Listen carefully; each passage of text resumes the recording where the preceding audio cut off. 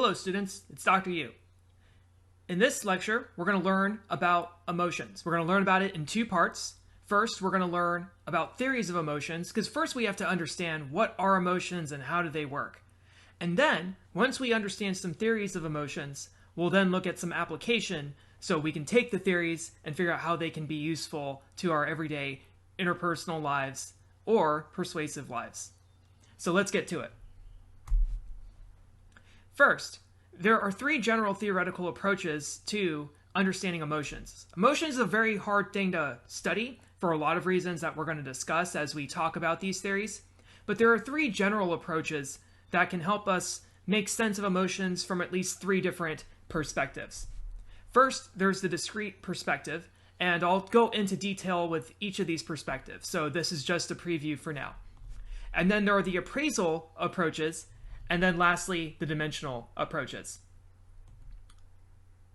Now, before we understand theories of emotions, we first need to understand the difference between a mood and an emotion, because I know that's a terminological thing that can maybe muddy the waters a little bit.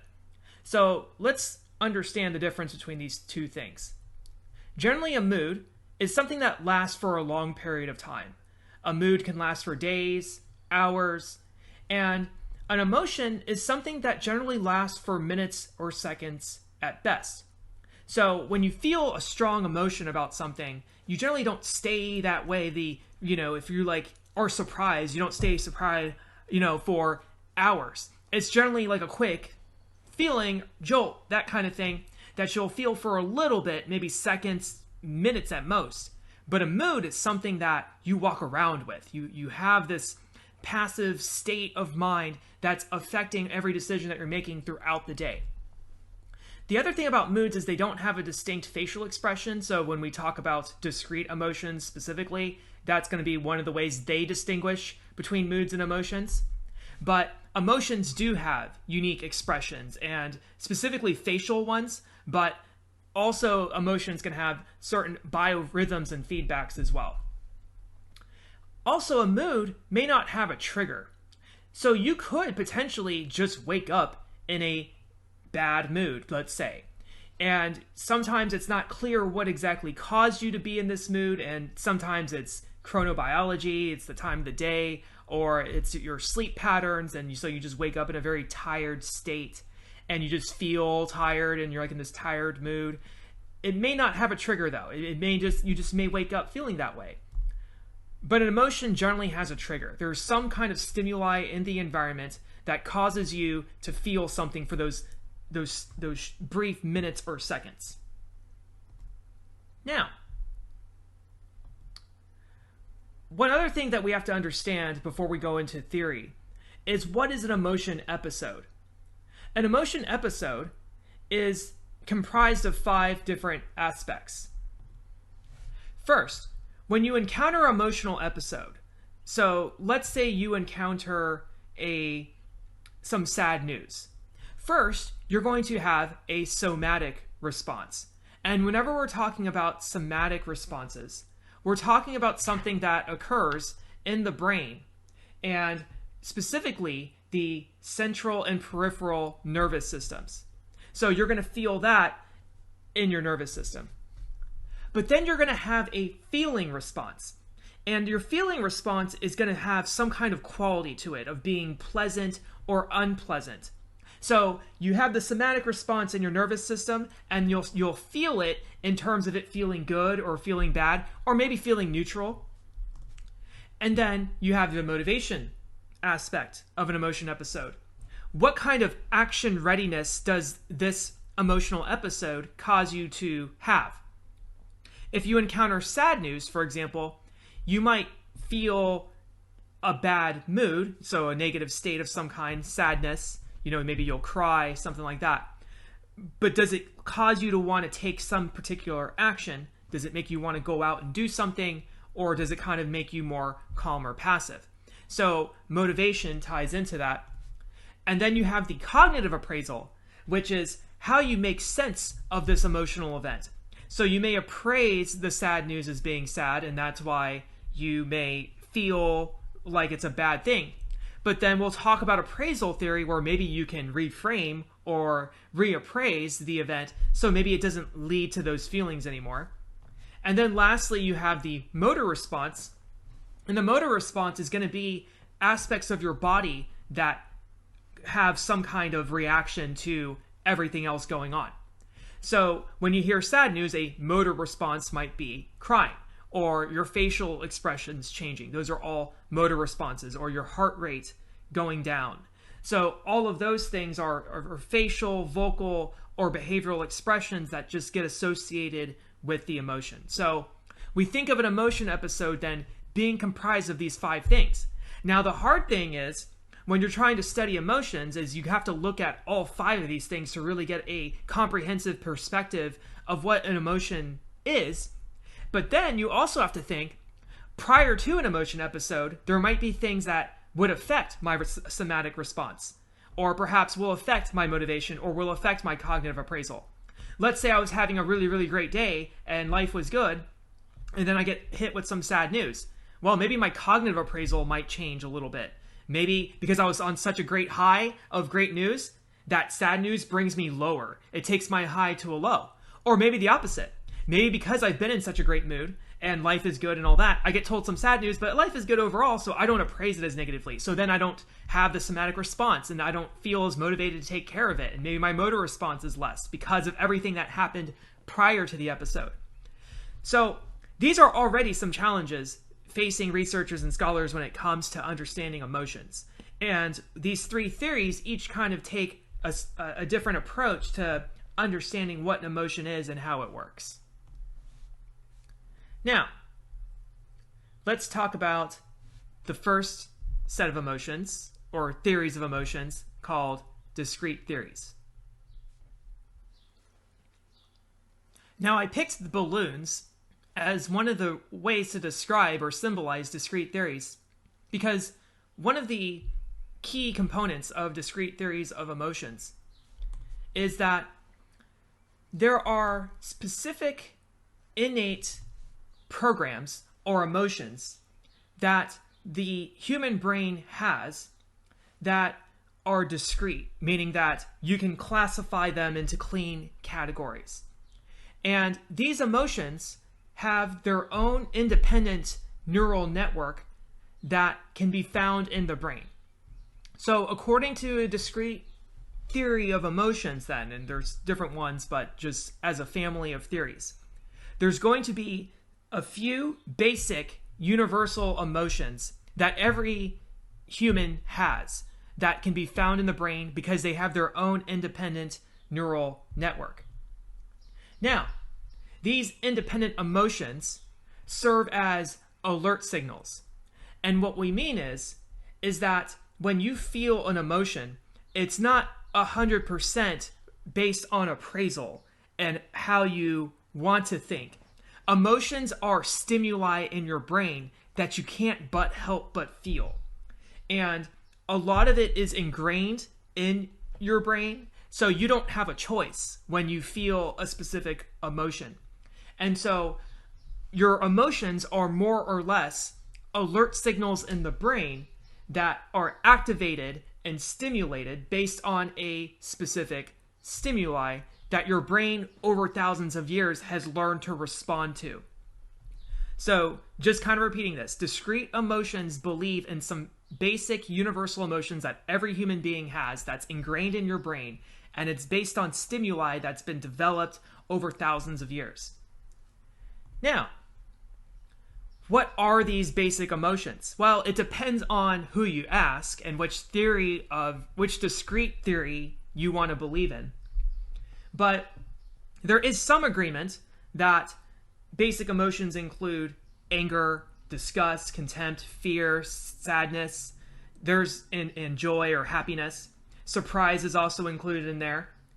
Now, the thing about basic emotions is, if you boil them down to say 6 or 7, there's a long range of emotions that you can probably think. So even in the ones that I just listed, what about like embarrassment or shame or envy and guilt and all these? So discrete theorists would say the emotions that you feel that are outside of the basic 5, 6, 7, 8 emotions that all humans have are generally going to be combinations or offshoots of the 4, 5, 6, 7, 8 basic emotions. Now, other emotions then can be seen as blends or offshoots of other emotions. Now, as far as discrete theories go, there are some limitations when it comes to research support. So you can find unique expressions for certain emotions and such, but establishing whether these emotions are easily discernible in the brain has not been so easy and has had mixed results. Now, to give you an example of discrete emotions at play, you might have heard of Paul Ekman. He is somebody who has came up with the whole idea of unique facial expressions behind emotions. And in fact, there was a show on Netflix, and it's still on there, called Lie to Me, where the main character, Paul Lightman, is able to read people's faces and notice micro expressions. So basically people hiding their emotions through emotional displays, which we'll talk about later. And part of the idea of discrete emotions is that when there are basic emotions, each basic emotion has a unique facial expression. So in Ekman's theory of discrete emotions, there are 7 universal emotions, and this picture is missing one, but I'll explain what they are. So first, you have anger. So anger is a basic emotion in Ekman's theory of discrete emotions, and you can tell this because the lips are pursed, the eyes are crouched. And generally when you feel anger, oh, it's like makeup on her. See, I just gotta do her own eyes. Okay. All right. Anyways, when you feel anger, you generally focus on a specific stimuli that you see as being a threat or an interference of some kind. Here is fear, and fear emotions, facial expressions generally have the raised eyebrows, as well as you'll see a little wrinkle in the face, and you're generally like, oh, shoot, that kind of thing. And you get tense. So you see like the tensing of the lips here. The lips get tensed out and the mouth opens. So that's the sign of fear. Now, this is discussed, and this is usually signaled by the wrinkle in the nose, like gross, yeah. That kind of thing. Like you smell something, that kind of thing. So that's going to be discussed. This is surprise. So when you're surprised, you're not on guard. So when you reach a stimuli that surprises you, what happens is your whole your whole face relaxes and everything drops. So notice how the mouth opens wide, the lips are open, and everything just kind of opens up. And then of course this is happiness or happy smile, those kinds of things. Now we could talk about when you're looking at facial expressions of happy people who are genuinely happy, there are different kinds of smiles out there. So you might have heard of the Pan Am smile, which is a fake smile.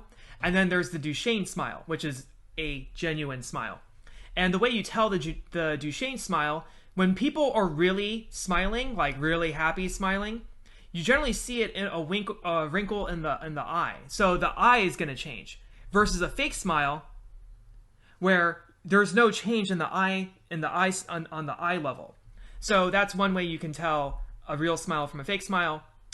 And then this is sadness. So when you feel sadness, you wrinkle up over here, and you have some other things. Your lips stretch horizontally, and your chin opens up, and you kind of scrunch your face more.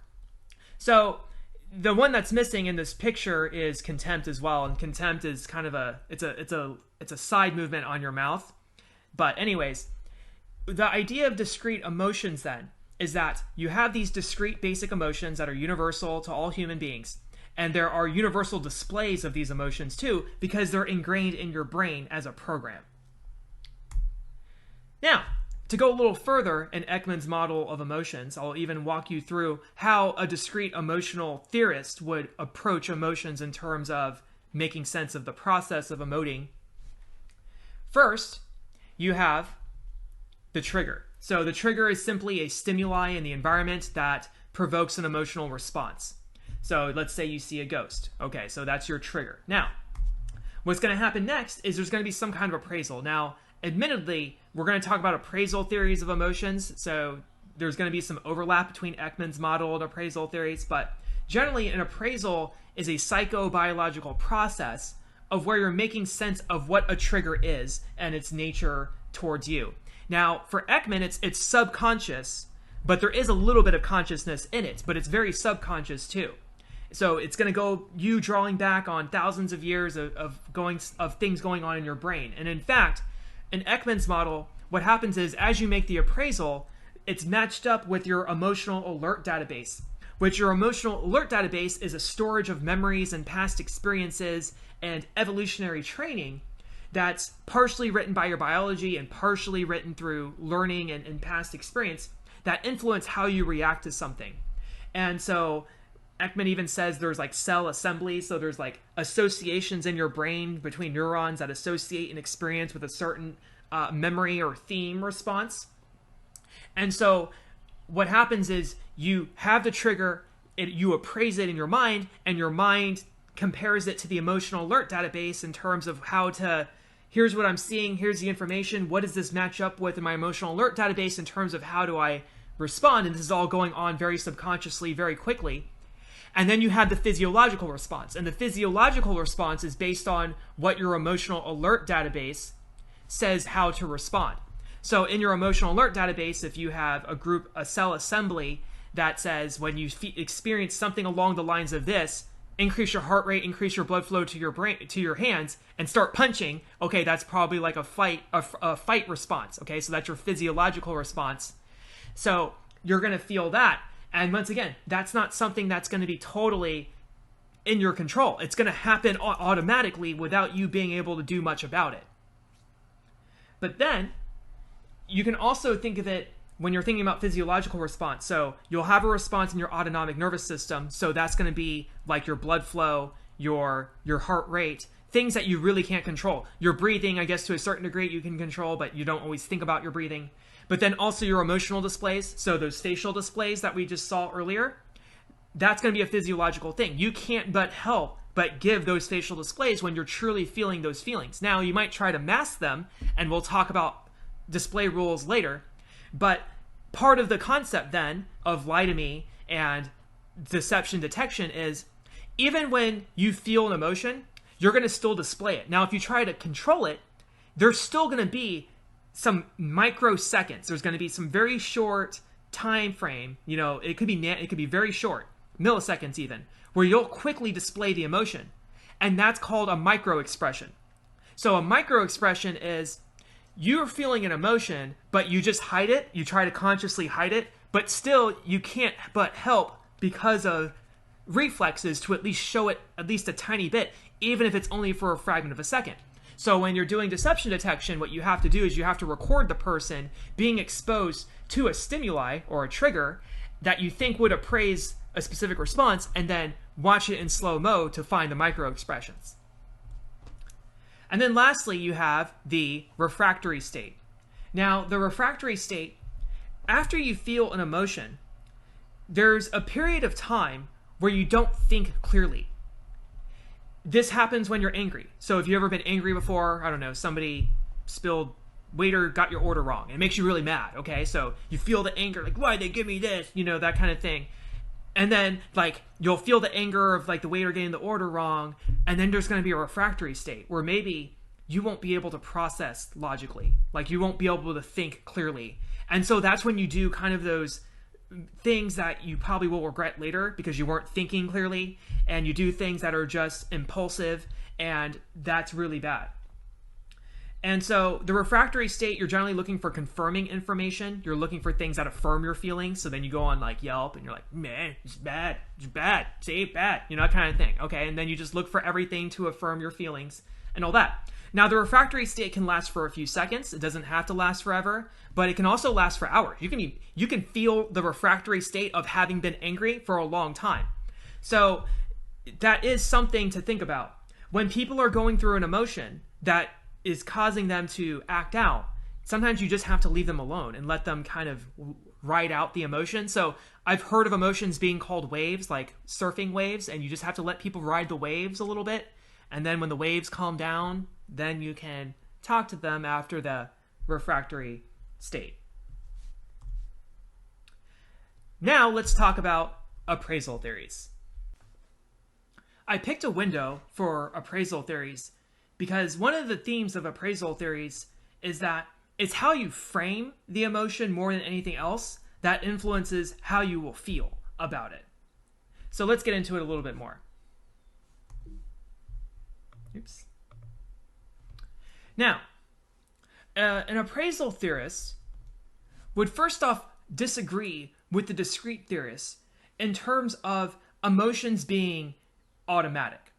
So an appraisal theorist is going to say that there are no innate emotions that are universal within humans, and there isn't like the sadness light up in the brain and the happiness light up and all that.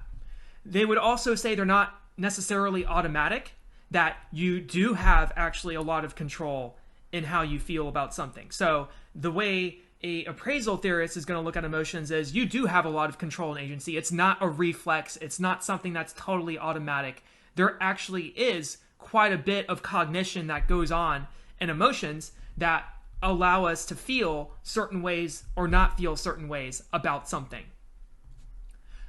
One of the key things of appraisal theory when it comes to, or appraisal theorists or appraisal theories when it comes to emotions, is that they're generated by a high level of cognitive evaluation and interpretation of an event. And more or less that emotions are not these discrete basic programs in our brains, but emotions are some common themes for how we tend to interpret events. And these common themes in terms of how we interpret events tend to lead to some common but, varied responses to such events that can vary on the physiological, somatic, all of those things, expressive, and all that. So an appraisal theorist is kind of like more or less has a degree of free will.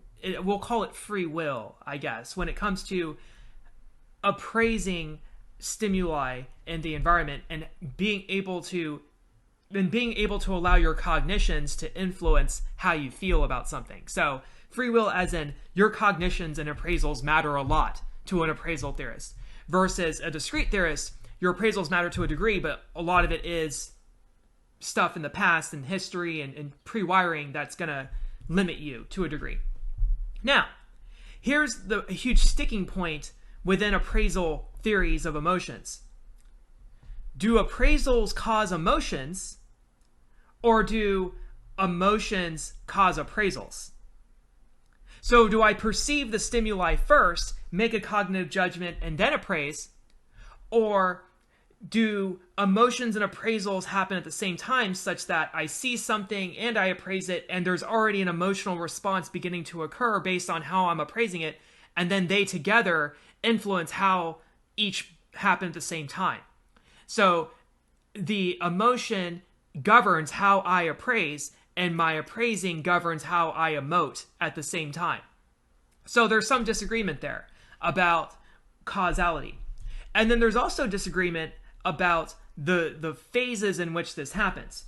So some believe in a two-phase model where you have the assessment of an event and then the assessment on how to cope, which is essentially the emotion stage. Or is it a three-step process where you have an assessment of an event or a trigger, and then you have the how to react, and then you have a third step, which is your self-reflection on how you're reacting to the trigger. So in the former, it's just emotion and reaction. And the latter, it's emotion, reaction, and then self-assessment about reacting. These are all things that appraisal theorists are still trying to figure out, or at least trying to come to some agreement on. But one of the other things about appraisal theory that's very center to making this a distinct theoretical tradition is that appraisal theorists heavily value culture and environment and peers and outside influences in terms of how you feel and how you feel about what you feel and how you feel it. So instead of thinking in terms of thousands of years of evolution, biology, all those things, it's more about culture and the people you grew up around and display rules and all those things. And that's why there's a lot of cultural variability in appraisal studies of intercultural emotion. And they try to account it that way. The reason there's cultural variability in how people express emotions and such is because culture actually has a lot of influence in what you feel and how you feel. So that's what makes appraisal theory appraisal theory. Now, something unique or a unique insight that appraisal theorists have given us, I think, are this concept of themes. So basically, remember, appraisal theorists don't believe in specific pre-innate emotions in your brain that just get stimulated by a certain trigger due to thousands of years of evolution, all that. But instead that there are just some themes that we tend to associate with having a particular emotion. So what are some examples of these themes? Well, I'm about to give you a bunch of them. For example, happiness. What triggers happiness for an appraisal theorist might be something like progress towards one's goals. So anytime you're making progress towards the things that you want, you're happy. And that kind of makes sense, you know, like you're having a good day because you got the raise that you want, traffic was slow or traffic was fast, and you know, you got a cute text from your partner. Oh, I'm happy. Yes, I'm making progress towards my goals. Okay, that's happiness. Sadness, a common theme is suffering irrevocable loss. So think of the things that make you sad. Death of a loved one, a breakup, a loss of a friendship. The thing that makes people sad is the idea that it's irrevocable, that it's never coming back. So your team losing the playoff game, right? They're never going to play in the playoffs this year again, you know, that kind of stuff. But then they might play next year. So then you have the sad people, it's like, team terrible. Then you have people like, well, there's always next year. Like, you know, that kind of thing. Next year. Okay, so sadness. Sadness is irrevocable loss, and that's what makes people sad.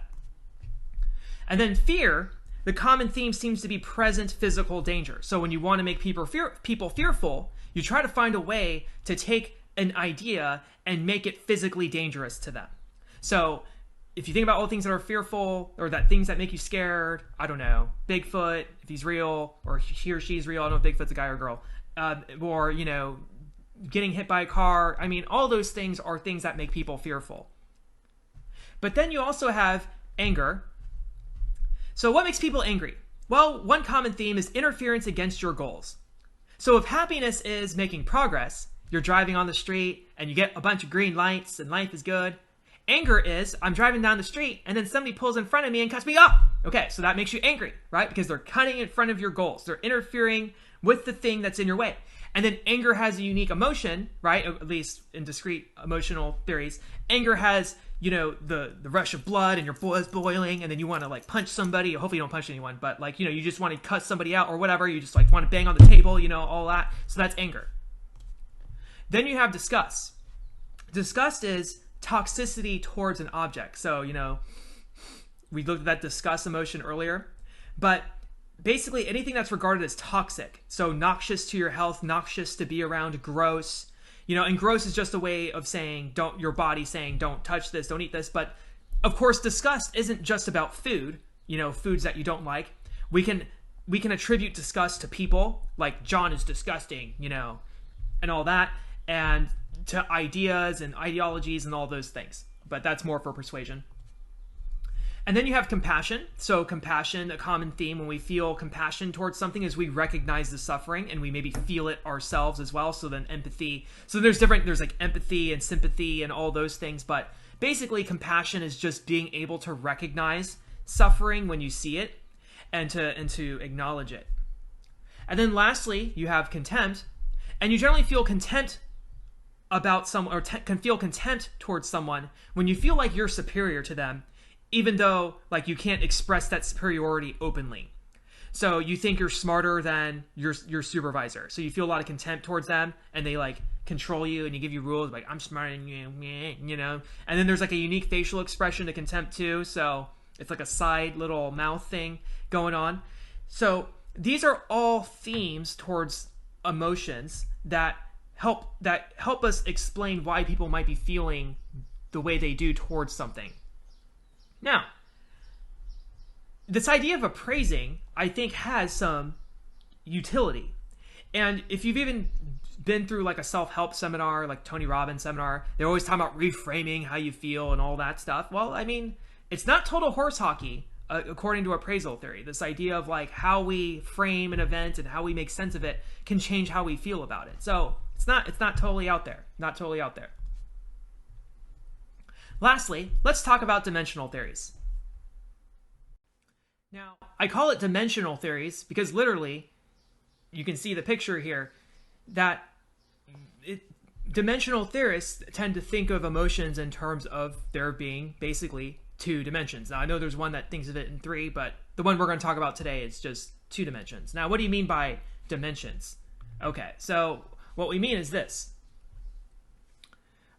For dimensional theorists, what you're focusing on is more or less the qualities of emotions. You're not necessarily focusing on cause and effect per se, at least not yet.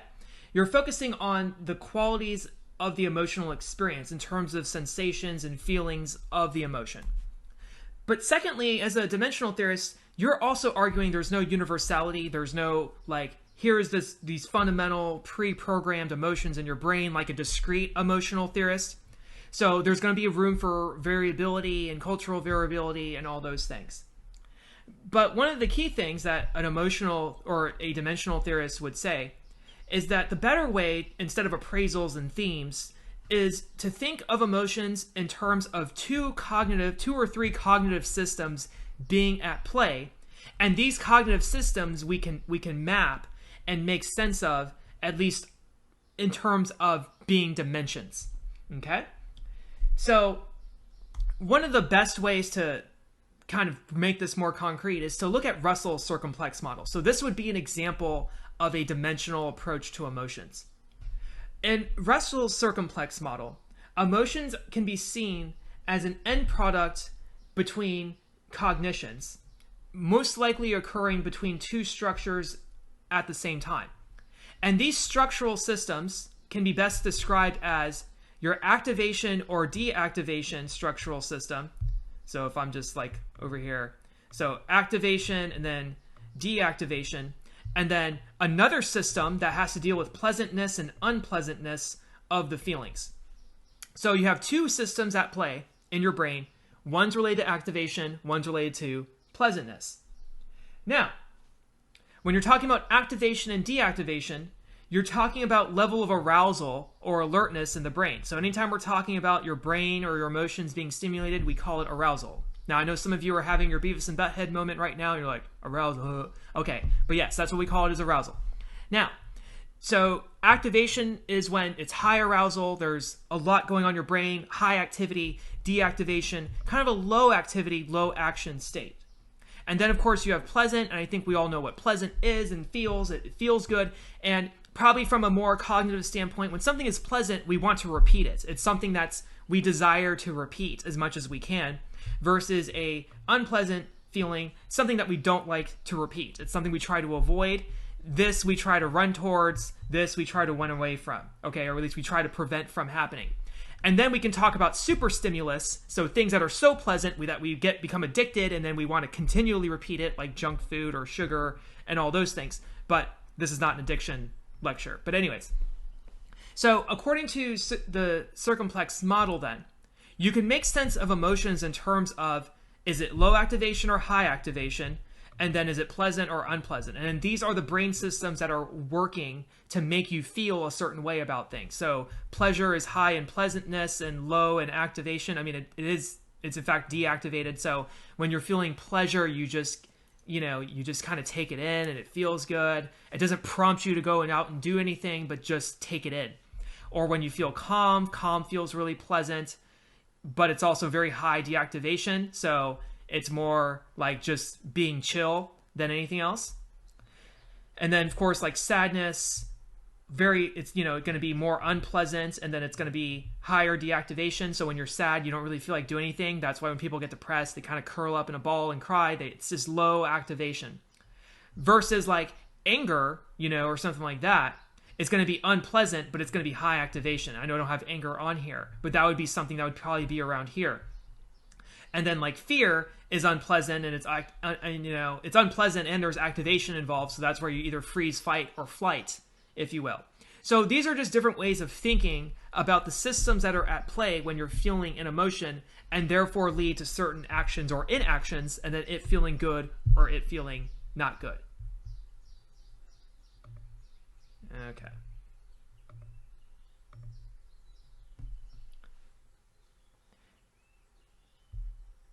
In summary, then, we have three theoretical approaches. We've looked at the discrete approach, and just remember by the balloons. There are these discrete emotions in your brain that are core, they're fundamental, they're universal, everybody has them, and they're wired into your brain and such.